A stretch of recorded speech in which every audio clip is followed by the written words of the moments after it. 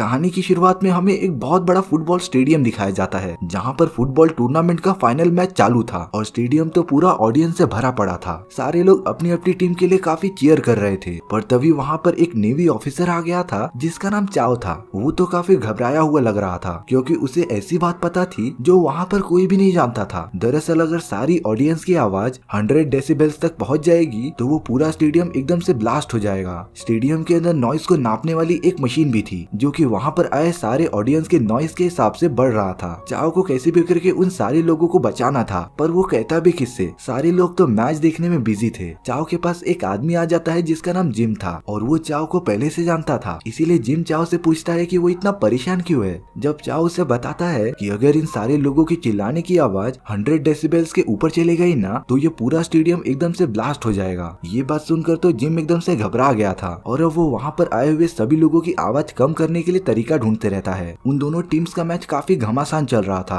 पर तभी एक टीम को पेनल्टी मिल जाती है। जिम को पता था कि अगर कोई भी गोल होगा ना तो सारी ऑडियंस और भी ज्यादा चिल्लाने लगेगी और उसके बाद तो आपको पता ही है कि क्या होगा। इसीलिए जिम सभी का ध्यान अपनी तरफ अट्रैक्ट करने के लिए स्टेडियम में तेजी से भागने लगता है और उसने तो जाकर सीधा गोल ही कर दिया था, जिससे कि सारे लोग थोड़ी देर के लिए शांत हो गए थे। लेकिन जिम ज्यादा देर तक ये कर नहीं पाया था और अब उसे सिक्योरिटी वाले पकड़ लेते हैं। मैच शुरू हो जाता है और अब सारी ऑडियंस पहले से भी ज्यादा काफी चिल्लाने लगी थी। डेसिबल्स का नंबर तो काफी तेजी से बढ़ने लगा था और अब हमें फ्लैशबैक का सीन दिखाया जाता है जिसमें एक सबमरीन के अंदर काफी ज्यादा सोल्जर्स थे और वो साथ मिलकर दुश्मनों पर नजर रख रहे थे ताकि वो उन पर हमला न कर सके। चाओ तो अपनी टीम का लीडर था, पर तभी उनके सबमरीन पर दुश्मन हमला कर देते हैं जिससे कि उन्हें काफी ज्यादा डैमेज होता है और उनकी सबमरीन नीचे गिरकर ब्लास्ट हो जाती है। अब उस हमले को लगभग 1 साल हो गए थे, लेकिन लकीली चाओ उसमें बच गया था और अब उसने मिलिट्री से रिटायरमेंट ले ली थी और वो तो अपने फैमिली के साथ खुशी खुशी रहने लगा था। एक दिन चाओ को किसी अननोन नंबर से कॉल आता है और जब चाओ कॉल को पिक करता है तब उसके अंदर से किसी की आवाज आती है कि उसने अम्यूजमेंट पार्क में बॉम्ब लगाया है और वो कुछ ही देर में ब्लास्ट हो जाएगा। चाओ को तो लग रहा था कि कोई उसके साथ प्रैंक कर रहा है, इसीलिए वो कॉल करने वाले आदमी की बात को सीरियसली नहीं लेता, पर वो आदमी सच कह रहा था। कई लोगों को पास ही वाले अम्यूजमेंट पार्क में एक बॉम्ब मिलता है जो कि एकदम से ब्लास्ट हो गया था और अब वो अनजान आदमी चाओ को वापस कॉल करता है। चाओ को जब उस न्यूज के बारे में पता चलता है कि रिसेंटली अम्यूजमेंट पार्क में एक ब्लास्ट हो गया है और तब जाकर चाओ को समझ जाता है कि वो आदमी झूठ नहीं बोल रहा था।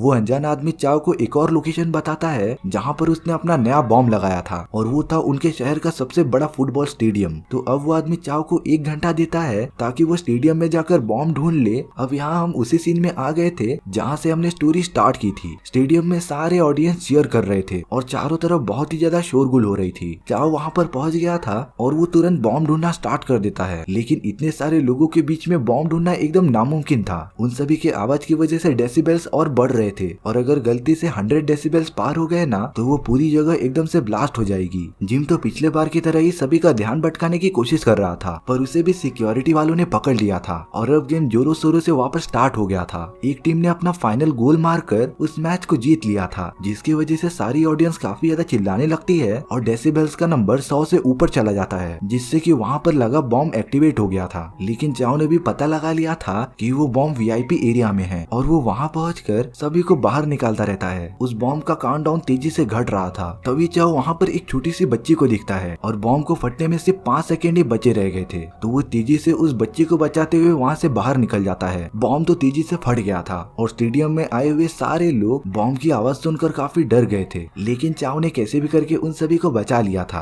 पर चाओ को अभी भी उस अनजान आदमी का कॉल आता है जिसने कि एक और बॉम्ब एक नई लोकेशन पर प्लांट किया था और अब चाओ को कैसे भी करके वहाँ पर पहुँचना पड़ेगा। वो लोकेशन क्या होगी और वो आदमी आखिर कौन था जो ये बॉम्ब प्लांट कर रहा था, ये आपको पता चलेगा हमारी फुल लेंथ वीडियो में। अगर आपको सच में इस कहानी की फुल लेंथ वीडियो चाहिए ना तो प्लीज कमेंट सेक्शन में बता दो, जिससे कि हमारी टीम इसके ऊपर काम करके फुल लेंथ वीडियो लेकर आ जाएगी। और अगर आपको मेरा एक्सप्लेनेशन 1% भी अच्छा लगा होगा ना तो वीडियो को लाइक एंड चैनल को सब्सक्राइब जरूर कर देना, क्योंकि इससे मुझे मोटिवेशन मिलता है आपके लिए इसी तरीके की मजेदार कहानियां लेके आने के लिए। तो मिलते हैं नेक्स्ट वीडियो में। सी या।